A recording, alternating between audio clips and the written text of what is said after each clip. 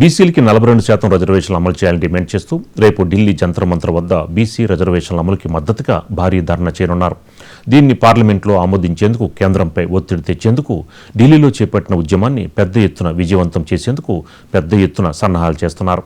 ఇక ఇదే అంశంపై మరింత సమాచారం ఎంపీ మల్లు రవితో మా ప్రతినిధి శిరీష్ ఫేస్ టు ఫేస్. తెలంగాణలో ఓబీసీలకు 42% రిజర్వేషన్ ఇచ్చే అంశం పైన ఏదైతే బిల్లు ఉందో రాష్ట్రపతి దగ్గర పెండింగ్లో ఉందో దానిపైన పార్లమెంటులో ప్రత్యేకంగా చర్చించాలని కూడా కోరుతూ కాంగ్రెస్ ఎంపీలు వాయిదా తీర్మానం ఇచ్చారు. ప్రస్తుతం మనతోటి కాంగ్రెస్ ఎంపీ మల్లురావు ఉన్నారనితో మాట్లాడే ప్రయత్నం చేద్దాం. సార్, మీరు ఇచ్చిన వాయిదా తీర్మానం యొక్క ముఖ్య ఉద్దేశం ఏంటి? 3 రోజుల పాటు చర్చించాలని ఎందుకు ఇచ్చారు? ఈరోజు మా తెలంగాణ ఎంపీలు అందరం లోక్సభలో 8 మంది వాయిదా తీర్మానాలు ఇచ్చాం.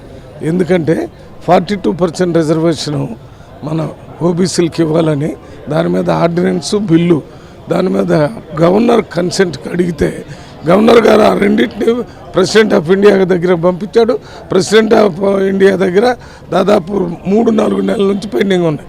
అది క్లియర్ చేస్తేనే లోకల్ బాడీ ఎలక్షన్లో 42% రిజర్వేషన్ పెట్టడానికి అవకాశం ఉంటుంది. అందువల్లనే రేపు పెద్ద ధర్నా కార్యక్రమాన్ని ముఖ్యమంత్రి గారు వారి క్యాబినెట్ మొత్తం వస్తున్నారు.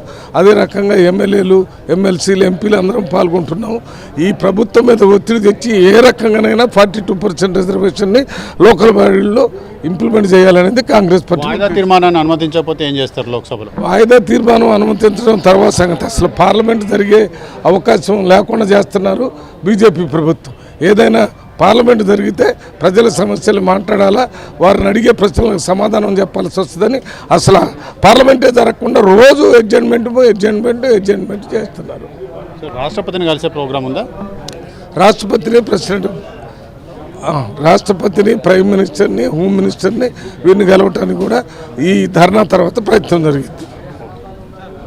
సో ఇది కూడా లోక్సభలో 42% రిజర్వేషన్కి సంబంధించిన అంశంపై రాష్ట్రపతి దగ్గర బిల్లులు ఏవైతే పెండింగ్లో ఉన్నాయో వాటిని క్లియర్ చేసే విధంగా కేంద్ర ప్రభుత్వంపై ఒత్తిడి తెచ్చేందుకు వాయిదా తీర్మానం ఇచ్చాం. కానీ లోక్సభ కార్యక్రమాలంటే కూడా సజావుగా జరిగే అవకాశం కూడా లేదు. సో ఈ నేపథ్యంలో తమ వాయిదా తీర్మానాలంటే కూడా ప్రస్తావనకు వస్తాయా, ఒకవేళ వచ్చినా కూడా స్పీకర్ వాటిని చర్చకు అనుమతిస్తాడనేది కూడా సందేహమే.